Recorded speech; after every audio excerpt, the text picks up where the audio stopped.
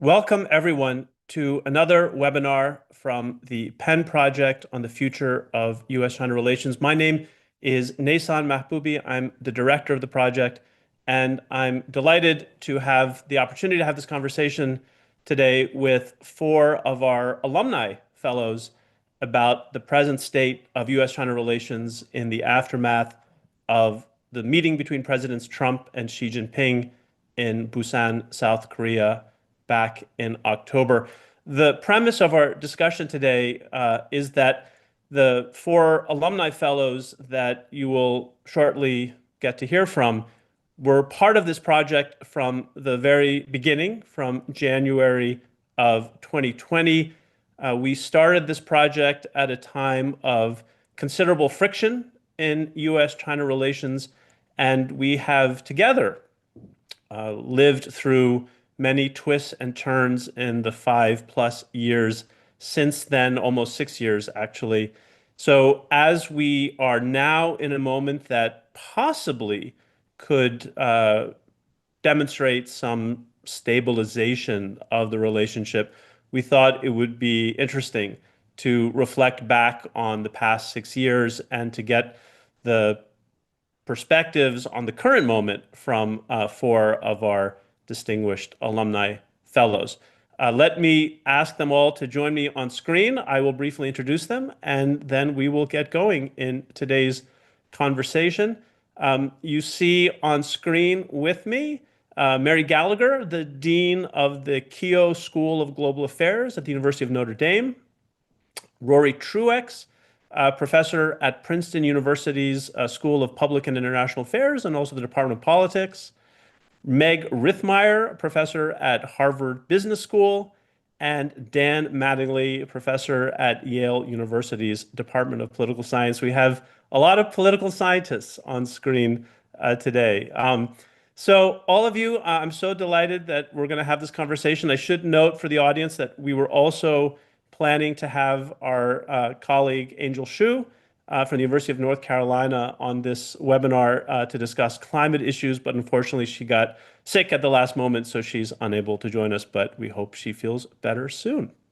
So, Mary, Rory, Dan, Meg, let's start this conversation, which is part of an ongoing conversation that we've all had, not just individually, but collectively over the last 6 years. Let me start by asking each of you to reflect at a broad level. What do you think is happening at this moment when you're reading the reporting about the Trump-Xi meeting and the ways in which there seems to be momentum towards some kind of stabilization, possibly, and obviously the meetings that are being anticipated for the two presidents in Beijing as early as maybe March or April of this year, and then later in D.C. What do you think is happening, and how do you think it relates to what was the contours of the relationship when we started this project back in January of 2020? Mary, why don't I ask you to go first? So the relationship from January 2020 to now 2020, 2025 has gotten much worse, I would say. That's partly because the Biden administration kept in place many Trump administration policies. And when Trump came back, of course, launched a second trade war. At the same time, China is in a better position to compete against the United States in the trade war. They're more prepared than they were during the pandemic. And the way that this year of the second Trump administration's first year has played out, I think this meeting showed very clearly that China has, I think, won this round of the trade war. That basically the compromise that was reached at Busan was very much Trump backing down almost completely back to where we were pre-Liberation Day, and that's in part because China has been able to use the export controls that they've put on rare earths very adeptly. So I think we're in a worse spot in terms of the relationship. I don't think the relationship has gotten back to a keel where there's sort of more normal communication at the mass level and certainly at the government to government level. But China is in a better position, I think, to deal with the U.S. So Mary, just to follow up for a second, so you don't, our colleagues Kaiser Kuo and Jeremy Goldkorn have talked about there being a vibe shift in the discussion about China and the United States and in U.S.-China relations generally.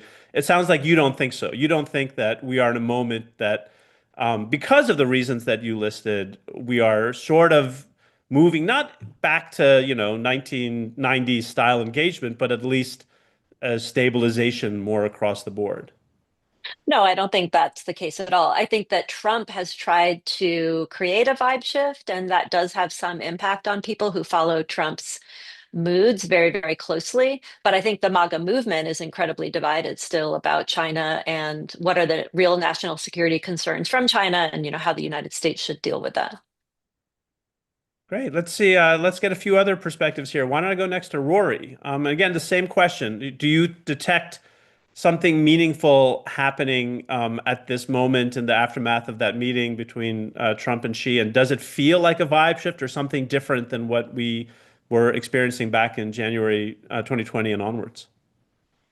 Thank you, Neysun, and thank you for inviting me to this great panel and to be able to converse with my colleagues here. So I think I would just highlight a few things about Trump 2.0 China policy overall, and then we can talk about whether or not this represents this kind of significant shift. The first is I would say it seems like this administration and Trump personally has deprioritized China as an issue. We saw him talking about China quite a lot less on the campaign trail. There was chatter of Beijing, Biden, and so forth. But even in the presidential debates, like it didn't, China was not really a central issue in this campaign. And while there are people around Trump that really do care about the China issue, to me, it seems like he's primarily focused on domestic politics and what I would call an authoritarian power grab here at home. And so this is someone I think who views foreign policy in a very transactional lens. This is someone who wants to have big wins that he can celebrate at home and kind of bolster his domestic political stock. But I don't think personally he just doesn't seem as focused on the China issue as he did the first time around, when I think there really was this more strategic, broader shift in how to remake American China policy. I think it's deprioritized.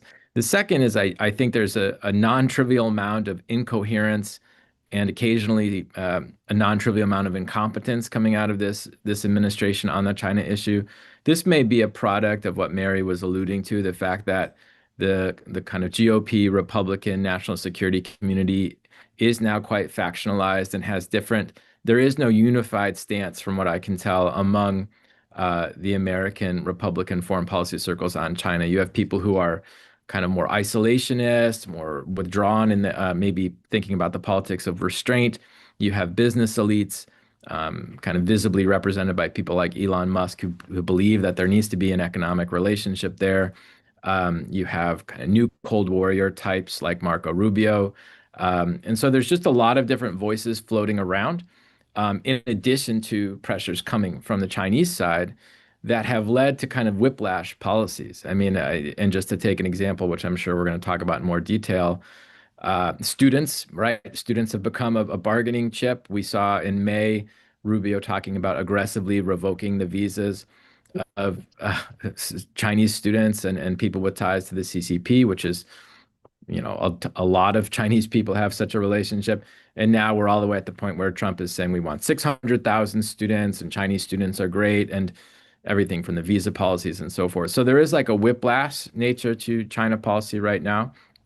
And then, of course, where are we right now? I think I agree with Mary's general assertion that I think the Trump administration has bungled this trade war, which was ill-advised. And I think there's a realization now in American foreign policy circles that China does hold quite a lot of cards, and rare earths in particular have the potential to cripple the U.S. economy, or at least aspects of the U.S. economy in very short notice.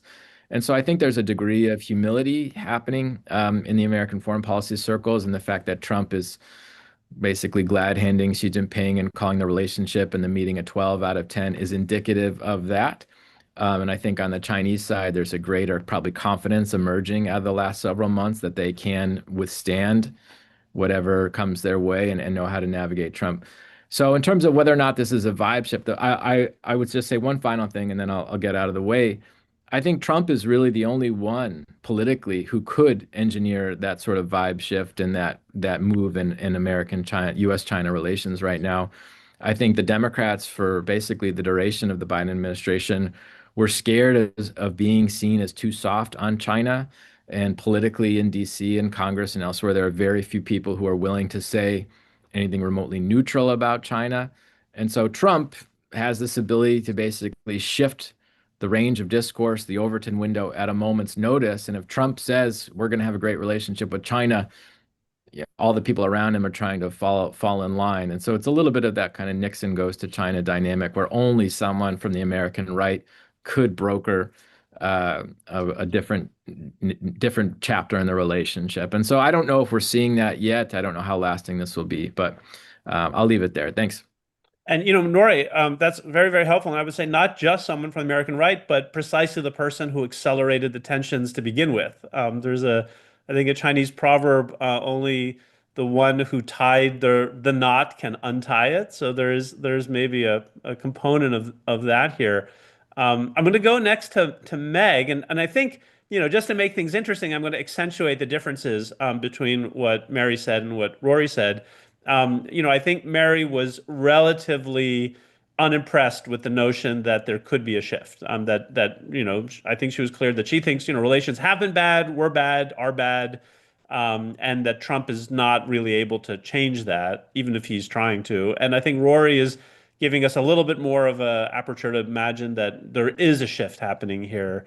So where do you land in between those two poles that I'm trying to establish here in the conversation? Yeah, I'll have to vote with one of them. No, thanks for having all of us, and it's great to be able to hear from colleagues I don't get to hear from often enough. So yeah, I mean, I agree with both of them, which is unhelpful for you, but let me just add a few things. So one is, I think, just over the broad 5 years, as you asked, from 2020 to now, the way in which things have really shifted is that people have come to see that there are consequences, right, to ever escalating hostility toward China, right? So it used to be this easy thing to try to out security, some other party or so, on being tough on China. And people, I think, are collectively coming to the view that actually there's a lot of parity between China and the US, and that's in two ways.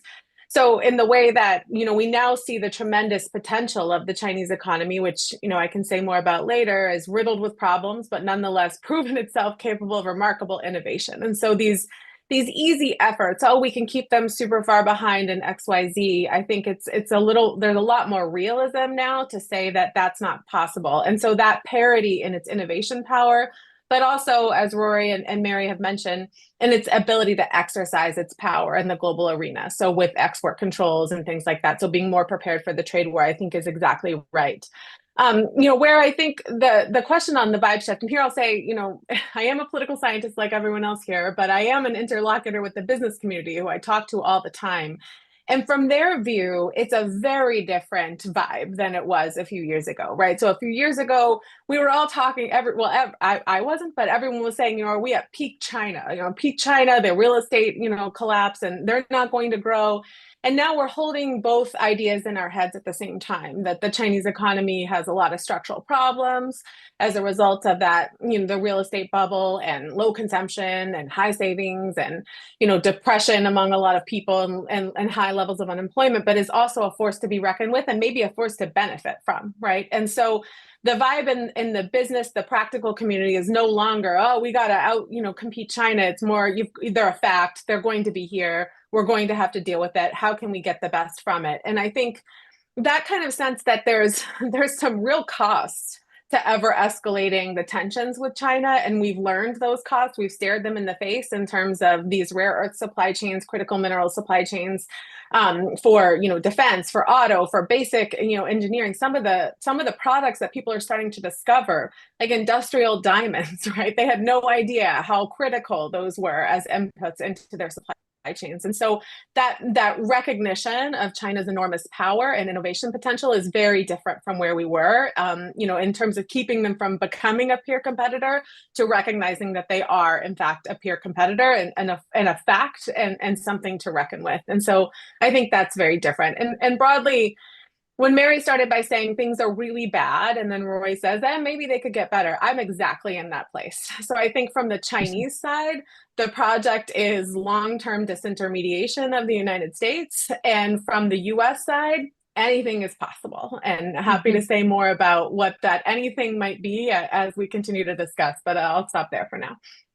Thanks, Meg. I'm going to ask you one follow-up that possibly may be better for later in the conversation, but I can't resist asking now. To the extent that you're making this point about the business community kind of coming to terms with China's strength, it does make me want to ask you whether you think the business community either has moved on from or in other ways has found resolved all the different types of grievances that had been building up throughout the many decades of engagement, which were one of, if not the only, driving force behind the shift in U.S. China policy to begin with, right? They were very clear early in the first Trump administration that they were just fed up with a lot of the different types of obstacles that China was posing to their businesses within China. And so is that still there, or have they moved on to another frame of analysis? Yeah. So, I should first say there's no such thing as the business community, right? There are lots of different people with lots of different interests. And what you hear, in Silicon Valley is going to be very different from what you hear in Houston and Chicago and different places when you think about these different sectors, agriculture versus manufacturing and oil and gas and then technology, et cetera. So they all have these different views. I think what was happening, 5 years ago, even 10 years ago, was a lot of complaining about, we're not getting the access that we wanted. We're starting to get edged out from preferential policies favoring domestic innovation and indigenous, development in China. And now they're realizing, nothing that the US is going to do is going to make China stop doing those things, right? So it's not as if some bilateral meeting is going to open up, the business environment for critical industries in China. And so instead, they're learning that they still rely on China, both for inputs in these supply chains, and it's very powerful, and they can't have anyone threaten to quit China. That's not a realistic threat.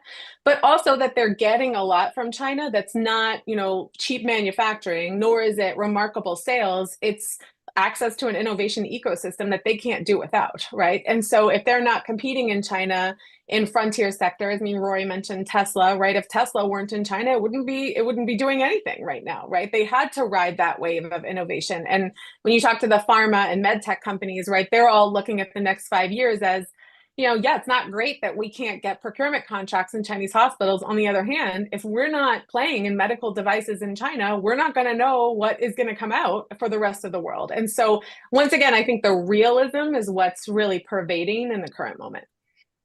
Great. We will definitely dig deeper into all those issues in a moment, but let me bring Dan into the conversation. So Dan, again, trying to create some differences here to make it a more provocative conversation. So we have, I'll ascribe to Mary the position of U.S.-China relations was bad, is bad. To Rory, the position that possibly getting better, and to Meg, the position that both things can be true at the same time. So where do you land in that framework? Well, first of all, thanks, Neysun, for organizing this and for having us on this. So just a pleasure to be here with some great colleagues. Maybe this is hostile to the moderator for me to suggest that I'm going to try to circle the square of all of these different comments, because I think I agree with them. I do think that things are in a bad place, but that we do seem to be at this potential inflection point in the relationship. So I just want to kind of draw out, I guess, maybe two things that are consistent with what people have said, but maybe give a slightly different spin on it.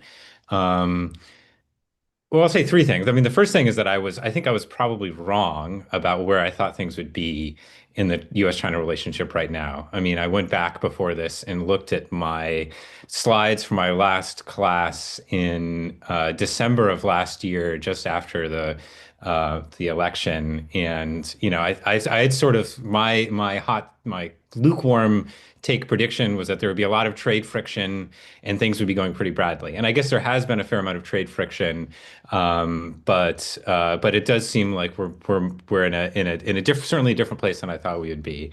And I think first, and this is, I think, building on, I think, something that Rory said, and Meg, that China has leverage, and I think that in China's kind of search for leverage, seem to have found some points that seem to have worked with the Trump administration.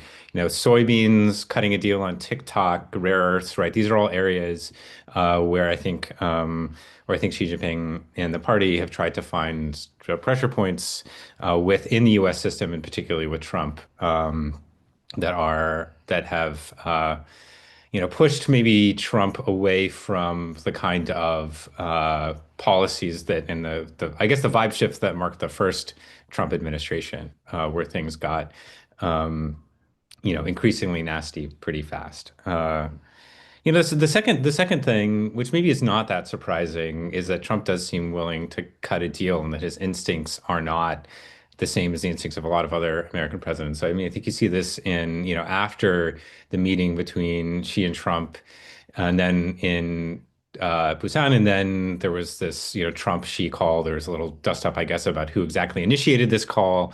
But after the call, where Xi Jinping evidently was trying to sort of put pressure on Trump and around Taiwan, there's a reporting that Trump then reached out to the Japanese prime minister to try to get her to turn the heat down on Taiwan, which is probably not something that you would have seen in a Biden administration. And I do think it goes to some of these questions about, Trump does seem fundamentally less interested in, promoting democracy abroad or at home, as Rory was pointing out. And so I do think that this is, fundamentally different than other presidents, and obviously than a Biden administration. So, I mean, I think to come back, to the broader question, I do think things are bad in the U.S. China relationship, but it does seem but I guess I also agree with this idea that there is a vibe shift where there does seem to be this moment with a great deal of uncertainty about, what will come next in this potentially deal-cutting administration. Great. I feel compelled to give Mary a chance to weigh back in, since I used her comments as kind of a reference point for the rest of the discussion. And so I just want to see, Mary, if you want to stick to the original way you framed it, or if you, and one other thing that I'm just going to add to some of the points that have been raised is, just in terms of empirics, at least I think it's quite clear that the most hawkish voices in Washington have been upset for the past few months. I think there's a lot of evidence of that. So if we just use that as a marker of something, it seems there is something happening. Otherwise, they wouldn't be as upset as they are. Mm-hmm. Well, thank you for giving me a chance. I guess what I would say super briefly is that I think saying that it's bad and it's still bad doesn't mean that it's different. And I agree with a lot of the comments in terms of it has changed. And I was pointing to that too, related to China's own reaction to what happened in 2020 or even starting in 2018 with the first trade war.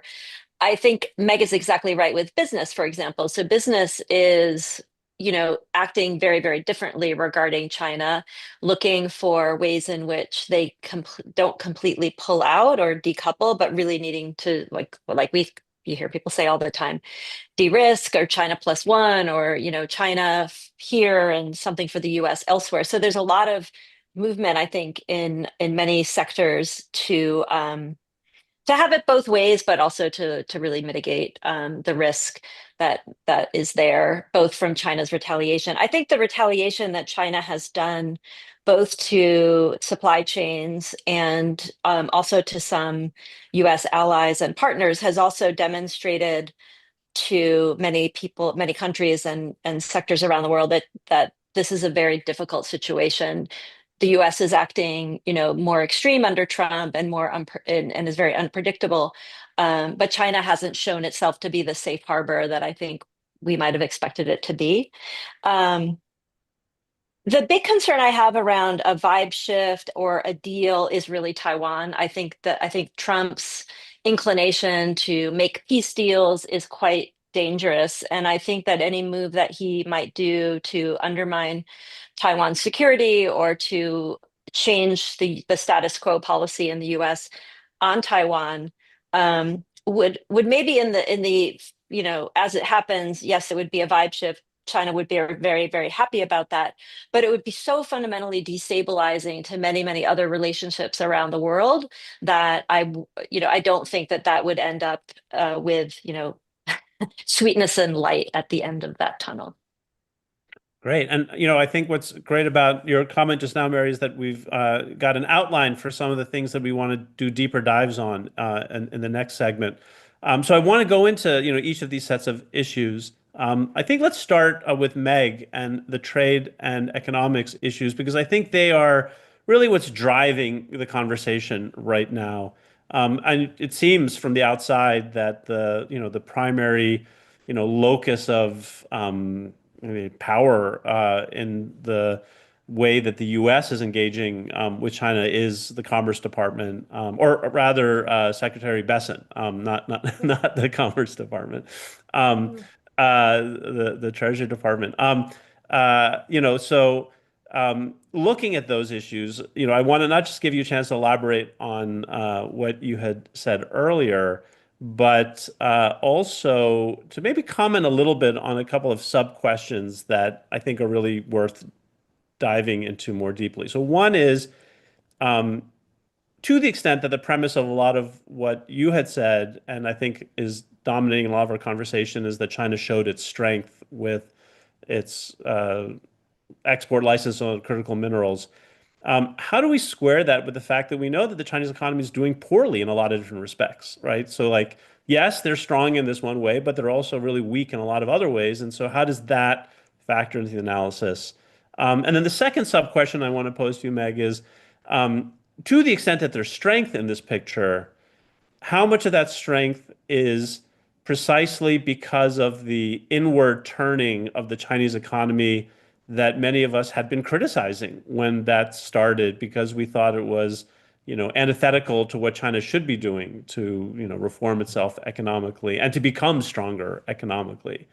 So I find both of those puzzles that maybe you can elaborate on as we kind of do a deeper dive on trade and economics issues. Okay, sure. So I have a lot to say about all of this, and I'll try and be organized and brief. So look, we've got to hold both things in our heads at the same time. So there are two. I mean, and I've written about this, that there are basically two cycles in the Chinese economy. One is super strong, and which is all of these innovation dynamics, and in fact it's so strong it's achieving innovation. And what I say about how we assess Made in China 2025, the industrial policy that kickstarted a lot of things. And here I love to just plug that it was actually Obama who was the first to use CFIUS to reject a Chinese high-tech acquisition attempt in the United States. And so the response, so people love to say Trump did this U-turn and no one can reverse it, but actually it was Obama in response to Made in China 2025, which is really important.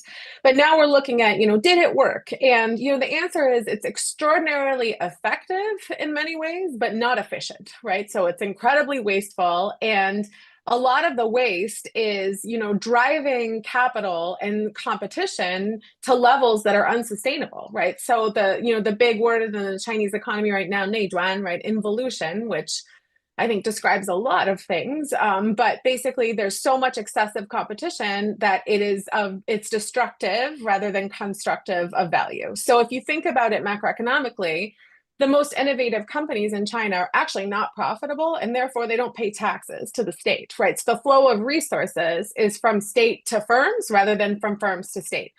So, I check it every quarter. China's tax to GDP ratio is 11.6%. Which would be bad for a very poor developing economy that has no formal economy, right? So that is a very low tax to GDP ratio. So, yes, there's a ton of innovation, DeepSeek, BYD, Cattle, Goshen, all of it, robotics, Unitree, all this amazing stuff, but that's not forming kind of a virtuous cycle in the macro economy or for households, which are suffering, right? So households, are not willing to part with their disposable income, not confident about the future, not getting the level of social services and welfare that they need from local governments who are super cash strapped, not getting revenues that they need, right? And so all of that, right, is generating both weakness and strength at the same time, right? So they're very strong. And, where do all those things go? They go into exports. And so, everyone's obsessed with overcapacity and overproduction as if it's some intentional policy to flood and deindustrialize or prevent acceleration in frontier sectors and other places. This is just how it's how the Chinese system works. It generates all of this. And people are going to over comply with campaigns and policies and generate these things. And then it doesn't necessarily benefit these households. And so, so yes, they're strong in that, in the same way the US economy is also very strong in parts, but not for everyone all of the time. And yes, the United States has great global strengths, right, in terms of its ability to project power through its economy. For example, our own export license and control regime. But, right, that doesn't mean that everyone in the it's the same thing's happening here. People on average feel pretty bad about how the economy is doing. And yet we have, Magnificent Seven companies that are seeming to do extremely well. And so we have to hold both of those things in our head about China at the same time. Let me just conclude by saying, one thing, which is, how long can China afford what they're doing, right? So we're looking at the 15th five-year plan, which is being, sort of socialized now and will be out early next year, where it's going to be a similar industrial drive, just in a different set of sectors, right? So aerospace and, yes, clean tech, AI, life sciences, robotics, low altitude economy, all of these things. Well, it's robots that make those things, not people. And so, and those firms are also not going to be flowing resources back into the state. And so how long without issuing debt, right, without huge fiscal and financial reforms, can China afford that is a serious question, not just for China and Chinese politics, but also for the relationship and China's role in the world. So Meg, just to follow up on that, to the extent that we've already established that, at least for our side in the US, there's a dynamic incentivizing stabilization that we've realized that China has these strengths that we have to get accustomed to. Is there any incentive on the Chinese side, given those weaknesses that you've just laid out, to make sure that at least the U.S. China relationship doesn't fall off the rails, or do they, No. not care about that? So here's the interesting thing, right? The only thing that would make China stop doing things the way that it does things, which is massive industrial policy, over competition, involution, deflation, export, is if they can't export those things. But as Mary indicated, they no longer rely on the US to export those things. There was a moment in all of this, post-Liberation Day, when people were thinking, and to Rory's point about, kind of the let's say, schizophrenic nature of China policymaking and the lack of expertise. They really thought the Chinese economy is on the precipice of disaster and this would bring them to their knees, right? There was a moment when people thought, okay, the real end game is to try to make trade deals with other countries to disintermediate China, to put collective pressure on China. That, in my mind, might work, actually. But the ship has sailed in ways. So we do have, and I won't get too much in the weeds on it, we do have some of these framework agreements with Southeast Asian countries, et cetera, that contain what's being called poison pills, but clauses that, these agreements are null and Liberation Day tariffs can go back on if Malaysia and these other, and Thailand, Cambodia, et cetera, if they start to make, trade agreements with China. And so that makes China very nervous, because if they can't export things, then they really are actually in a lot of trouble. But so it seems like that Biden era kind of feeling of trying to collectively solve some of these problems with China, with Europe and other allies, that ship has sailed in favor of, the kind of transactional deal making between different countries, that when those countries are looking to the future, they're now saying, I agree with Mary entirely, China's not a safe harbor, but they're saying realistically, we've got to accept Chinese leadership and Chinese dominance in some of these things, because the US is not going to organize us to fight this reality in any way. So just one last follow-up, Meg, from that perspective, given that sort of collective action approach doesn't seem to be at the forefront of this administration's approach towards China, what is China's incentive to want to stabilize relations. Is there anything that you see as being an incentive on the Chinese side Good. to play ball here? Yeah, I mean, I think they still want and need things that we have. And there are certainly things we have not yet weaponized we could, right? And so there are things that the US has not done. I don't want to give a laundry list to someone who might be listening right now, right? But there are things the United States could do and hasn't done. They still, I think, do want, advanced semiconductors. They don't want to need them in 10 years, but they need them now, right? And, just to throw a major, I don't know, breadcrumb in our conversation. I think having Chinese FDI welcome in the United States would project a kind of legitimacy for China all over the world that they would very much want, right? Not for any sort of soft power reason, but for something like, if even the United States is letting us build and, subway cars and battery plants, then why should anyone else resist this? And I think there is appetite for that. We're still a very big market, obviously the biggest economy in the world. And so there are a lot of reasons I think they would want those things, but I don't think it's existential for them, that the relationship with the United States get better, but rather that it just not get much, much worse. Very, very helpful. Let's move on to another set of issues. I think I'm going to bring Dan into the conversation to maybe talk to some of the security issues, and we could talk a little bit about South China Sea, but I think especially as Mary mentioned earlier, there's a lot of focus on what exactly is what's the framework for Taiwan under this current approach from the Trump administration. I should mention that in our original project, you were writing more in the human rights section, but in the subsequent years, you've been writing more on military issues. So we thought for today's conversation, we would put you in that bucket. Well, thanks. Yeah. As my research agenda has changed, I guess, as the U.S. China relationship has become more securitized. I mean, I think it is a remarkable moment for China when it comes to the military, right? I mean, I think we just saw, the formal removal of Miaohua and He Weidong from the Central Military Commission. He Weidong was the second-ranked vice chair on the CMC. Miaohua actually had been on the CMC for longer and was more senior. And in addition to this, right, two ministers of defense, most recently Li Zhangfu, who had also been removed, as well as, just a bunch of purges across the PLA. And I think this has happened at a rate that we haven't seen, arguably really since the Mao era, or maybe the beginning of the Deng era, this just like whole-scale remaking of the top echelon of the leadership of the PLA. And I think it's important for understanding China's, domestic and international politics and how Xi Jinping sort of feels about the military and potential military readiness for, whether it's South China Sea or any kind of Taiwan Strait contingency. I think thinking about these removals, I mean, I think there are a couple of different ways to think about them.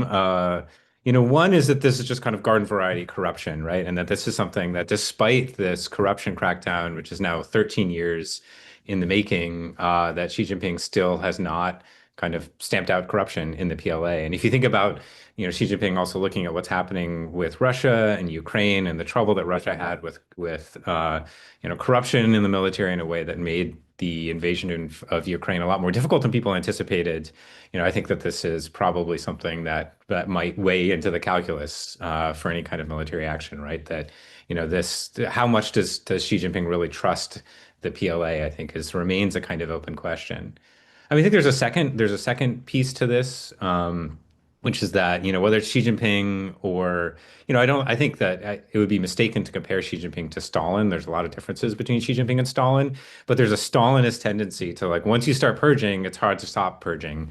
And in this case, Xi Jinping, now that he started purging, he was pretty successful in his first term at eliminating factions in the PLA. And, I think this is kind of borne out. A lot of my own research is about the PLA. And, so I've collected this data on PLA officers. And you can see in Xi Jinping's first term, he successfully basically stamped out a bunch of factions in the PLA, and there was no longer any connection between being in the PLA and sorry, my daughter is asking me a question. I don't have any pirates booty, but I'll come. I'll be there in 20 minutes. Okay. All right. Um, the mid conference call request for pirates booty, fortunately denied because we don't have any. Yes. Okay. Um, so when it comes to these kinds of purchases, right? So, but I think you see the return of these factions in the PLA in the last party Congress, where I think there's some evidence that some of these CMC members were engaged in basically promoting people who were served directly underneath them in a way that probably might have undermined military readiness, and also Xi Jinping might have seen as kind of a countervailing faction. And among the people removed, by the way, is the commander of the Eastern Theater, right, who would be in charge of any kind of Taiwan contingency. And there's a third piece here, which is I think succession politics. And again, I think the PLA is potentially important when it comes to any kind of succession. And there's also a problem of succession politics within the PLA, which might even, in some sense, be more important for the military. So the first-ranked vice chair of the CMC, Zhang Yaosha, is somebody who Xi Jinping has probably known since childhood, but he's, I believe, 76, if I remember correctly. And he will also at some point need to retire. And so I think there might be sort of jockeying within the PLA to try to succeed Zhang Yaosha. All of which is to say, right, this is a moment where this is kind of an unprecedented moment in the last few decades of the PLA, and it remains unclear how much confidence Xi Jinping has in the military, and I think this then has implications for thinking about Taiwan and the U.S. China relationship. Yeah, so Dan, I want to just kind of pull on that thread a little bit. And I think, in a lot of ways, the way I'm going to pose this question to you mimics the way that I was, pressing Meg earlier. It does seem like a lot of people are worried that the Chinese seem to think that this vibe that's coming from the Trump administration is giving them an opening to kind of press on the Taiwan issue. And there is at least some concern that there may be some room for that. But at the same time, for all the reasons that you've just been listing, it seems as if, and you honestly, like when I'm in China and I talk to different interlocutors about this, they will often make jokes about how are we going to do anything if we keep, firing our top military officials, right? So there's a sense of, what looks on the outside sometimes as strength when you're on the inside looks like it sort of goes to, there were the reports about a year ago of the missiles that were filled with water instead of fuel. So, there might be like a Potemkin village aspect on the Chinese side. So, when you put all of those things together, what actually do you see as the threat to Taiwan or to, peace and security in the region generally?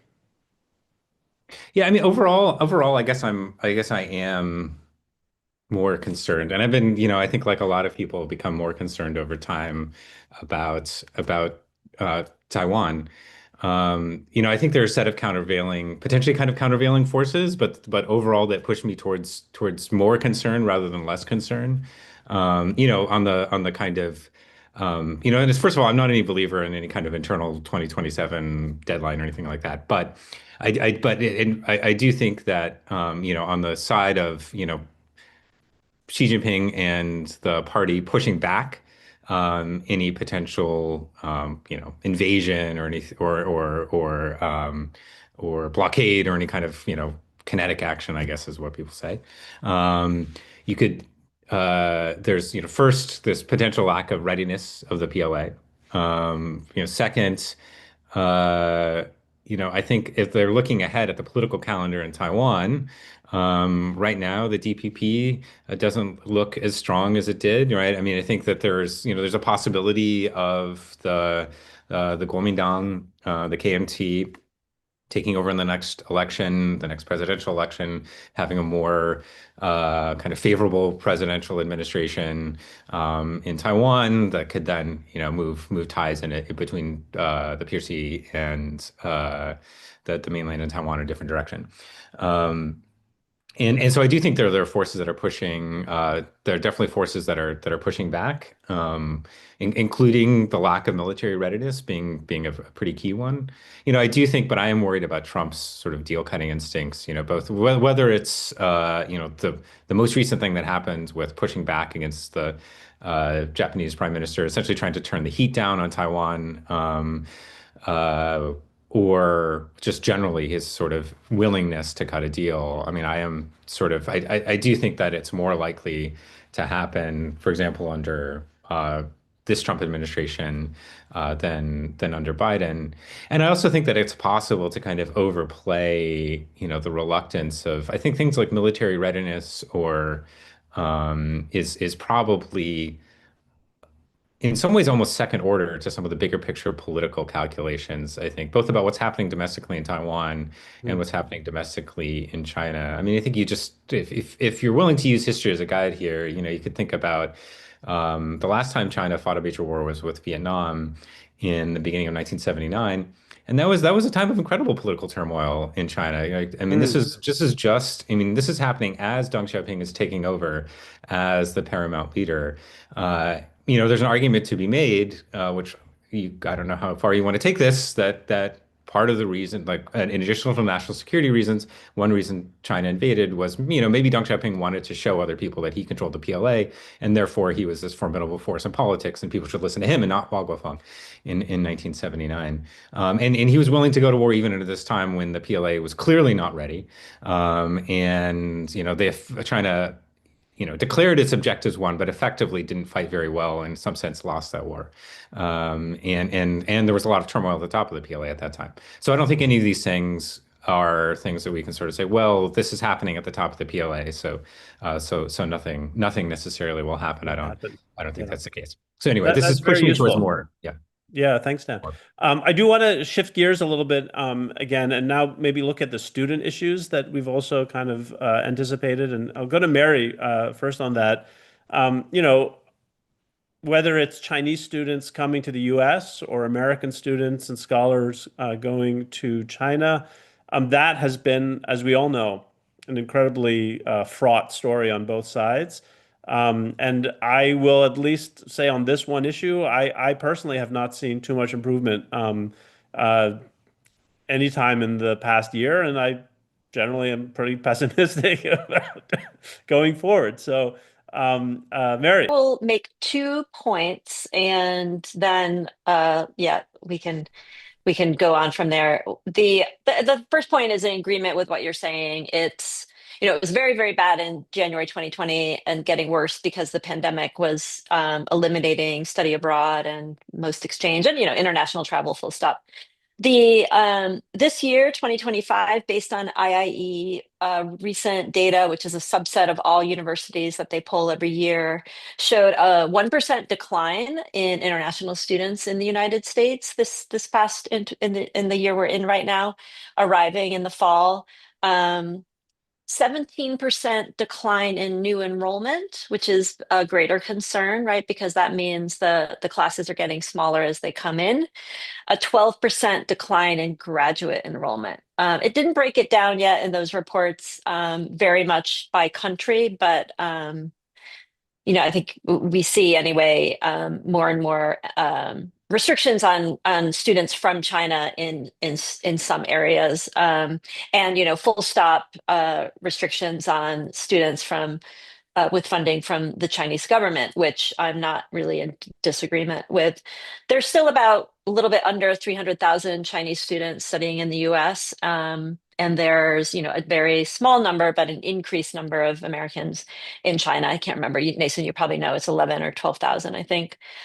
So maybe up from the few hundred that were there a few years ago. This is 11 or 12,000 was the high point back in 2017. Oh, I'm sorry. That was a high point. So or so. What is it, like 1,000 now? Something like that? At best. Okay. Okay, so it's really quite still incredibly low. So the imbalance has always been there. We're not going to be able to get this back on the U.S. side anytime soon. I don't think it will go down more unless there's some sort of really terrible sort of kinetic war between the two countries. I do expect that Chinese students will likely continue to decline, um, unless there's some radical change. Now, Trump, like I said, or we said earlier, Trump could go either way. He's talked about, yeah, we welcome Chinese students. And again, getting to my point earlier about the movement, the Trump movement, that is one of the most divisive issues, which is the role of international students and scholars, the use of H-1B. It plays both to sort of national security concerns as well as the anti-immigration nativist part of the Trump administration and the followers.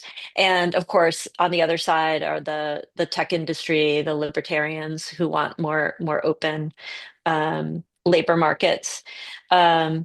There are lawsuits, on the new restrictions and cost to H-1B. There's talk about eliminating OPT entirely, which would, of course, really hurt American universities to compete. So this whole thing is bad. I would say it's different. It's really different than it was in January 2020, which was overwhelmingly focused on national security. The thing that we see now is this anti-immigration nativist impulse within the United States broadly that is it's kind of a knockdown effect. It's making it worse.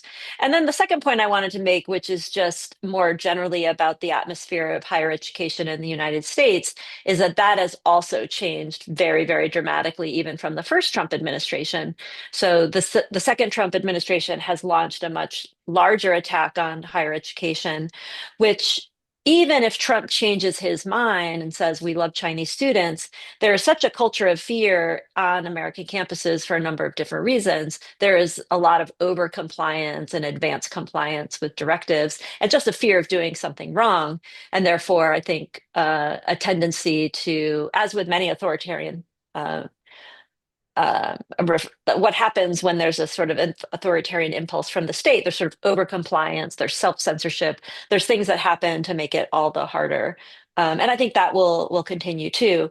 The one thing that I think is really important to mention, since I don't think this is always linked directly, but I think it has been linked by some in the Trump administration, is this idea of a link between weakness on China in the Democratic Party and woke socialism, or like there's an ideological link there that is sometimes made that I think is quite dangerous, because what it means is that it's not just that universities have been weak on China because they're interested in their money or because we're interested in science and technology, but actually because there's sort of this ideological collaboration, which is totally not the case. But I still think that's a big risk. So Trump could go either way, and maybe there would be some big signal. As with Xi Jinping's 50,000 American students to China in 5 years, you can't force people to travel, right? A lot of those numbers are not real numbers of student exchange. I doubt that even if Trump said, we want this many students, that we would get them in this environment. As you're talking, Mary, it occurs to me that you wrote about these issues related to students and scholars back in January 2020, and one thing that has changed since then for you personally is that now, because of your role as dean, you probably are seeing that set of issues in an even more sort of sharp way. And I'm going to be nice, and I'm not going to press you on that because there's a lot of complexity there. But I do just want to ask you, in this overall landscape, which it seems we agree is quite fraught, does it matter, when you're sitting in your dean's office, does it matter when President Trump says he welcomes 600,000 students? And would it matter if President Trump were to say, as some of us hope he might say, that it's okay for American students to go back to China and that would be in the American national interest for them to do so?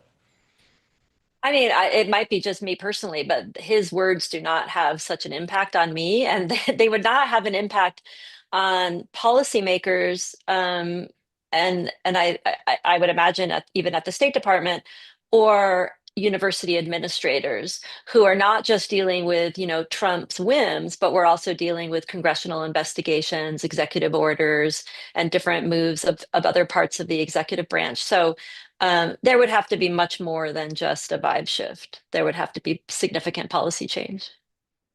Great.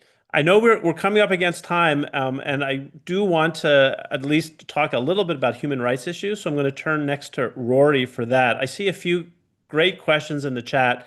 I'm going to encourage all the panelists to look at them. I'm not sure we're going to be able to get to them in the conversation, but maybe people can follow up individually with the panelists on those questions. But what I would like to do, if I can beg everyone's indulgence, is to give Rory a chance to speak a little bit to human rights issues, which we haven't talked about at all in this conversation so far, and then to close with a lightning round of asking each of you to say a word about what you think the relationship is going to look like if we were to have this conversation again 6 years from now. But let me start with Rory. Again, Rory, human rights issues, we don't seem to see them as prominent in the discourse about U.S.-China relations as they certainly were back in January 2020. What's your sense of that? Well, and yeah, and we can be brief because I think we're getting to time, which is I just don't think that this is an administration, certainly this time around, that really cares about human rights. I mean, they have a pretty abysmal human rights record at home, and they are actively gutting the core institutions of the U.S. government that seem to promote and care about human rights. So in terms of the relationship, I think there's part of this is a bargaining tactic. China has explicitly said that human rights and democracy is one of its red lines, and that was a phrase that has just recently come out, along with Taiwan, the political system itself, and the right to development. And so human rights always sort of gets in the way of other negotiations, and it's hard to compartmentalize human rights off and be able to have discussion or criticism on that while still maintaining discussions on other issues. That's a strategy of the Chinese government to try to link the two. So that's one piece of it. But the other piece of it is, again, yeah, the Trump administration has gotten rid of Voice of America, Radio Free Asia, gutted funding in the National Endowment for Democracy. These are all things that played a different role in the pro-democracy space. And in particular, the National Endowment for Democracy was funding a lot of overseas human rights organizations, dissidents, and so forth. I would encourage people to read. Tom Kellogg has a piece in China File about that in particular, and Tom is very involved in that community. So yeah, I think this is an administration where human rights has fallen off. You see it visibly in things like the State Department human rights reports. China didn't get the treatment that some other non-democratic regimes got, in the sense that they didn't get a free pass. I think Trump has for certain types of regimes, Hungary, El Salvador, his sort of backsliding buddies, has really de-emphasized human rights and basically glossed over abuses. China's report is still pretty trenchant, but it's half the length it was the year before, and I think that's telling us something. Just very briefly, Rory, as a follow-up, so that may be the approach that we're seeing from the administration at the moment. But what about kind of the way in which human rights in China is part of our political discourse about China in the U.S.? Do you see a drop off in that as well? Are they connected, or is there some way in which that still remains robust, even as the administration may not be taking the same kinds of steps that the first Trump administration clearly did? That, like, just as a reference point, the first Trump administration, Secretary Pompeo, they made human rights in China one of the major kind of talking points in their discussion about China at a very fraught moment in the relationship. Yeah, absolutely. And that was the administration that used the word genocide to describe what was unfolding in Xinjiang, and that was a label that had mixed reaction. But so you couldn't accuse that Trump administration as being soft on the human rights issue. And people like Marco Rubio in particular have a pretty long history of standing up for human rights in China. So I think I don't know quite how to answer that. I think one thing I would just raise, which is our ability to understand what's going on in human rights in China, is waning, right? So the journalistic core that was uncovering things like what happened in Xinjiang is largely gone. We have shell teams for a lot of the major papers, if any teams at all. Academics are basically no longer traveling, not able to conduct research on human rights related issues. And then the kind of pro-democracy, the small pro-democracy community that does exist in and outside of China is also under significant pressure. So I personally don't feel like I have a great read on what's exactly unfolding in China, and that's part of the issue here. Great. Obviously, lots more we could be discussing, and I can't believe we have to end this in a moment, given how rich the discussion has been and could be. But I do want to at least do that lightning round before we close here. So I'm going to ask Meg, Dan, Mary, Rory, in that order, very briefly, if we have this conversation 6 years from now, as I hope we do. What do you think will be the nature of the relationship generally at that point? And will it be the same or different from what we're discussing today? Meg. Ugh, it's so tough. I think I'm going to go with, actually, I think human agency matters a whole lot here over what happens in the next couple of years. And so I would say we have an opportunity to go in a direction where we start to recognize that both countries are around for a long time. And then maybe, the seeing of a Chinese EV on American roads would be a huge kick in the pants for a lot of US industry. And so I think it could be really useful. And so we could be in that world. Or we could be in a world where I think is like more likely right now, which is we're headed towards something that looks more like decoupling or very selective small types of engagement with a lot of mistrust ever increasing. And I would say that world is more likely, but there's always some hope. Dan. Thanks for putting this panel together.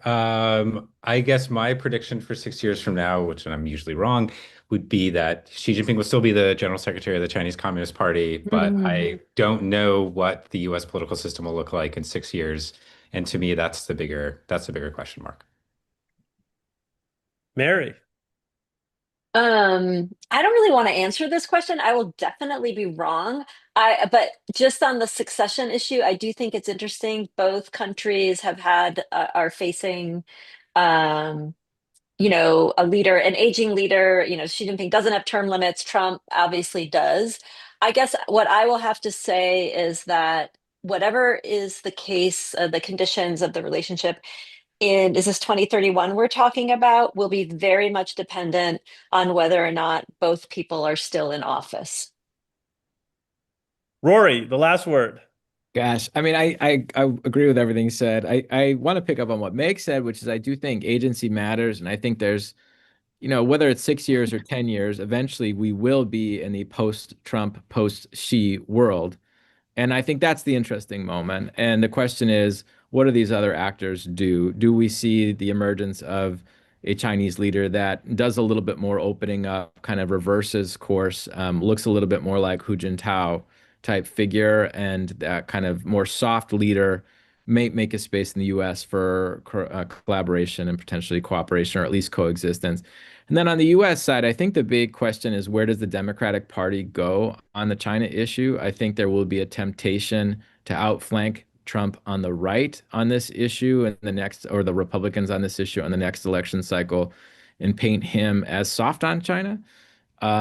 And that would be interesting. And it's actually out of sync with what we know about Democratic voters. We know that American citizens seem to be changing their perceptions of what the relationship would look like. And so I think we'll see which direction those two sets of actors go. And I would say that would be determinative.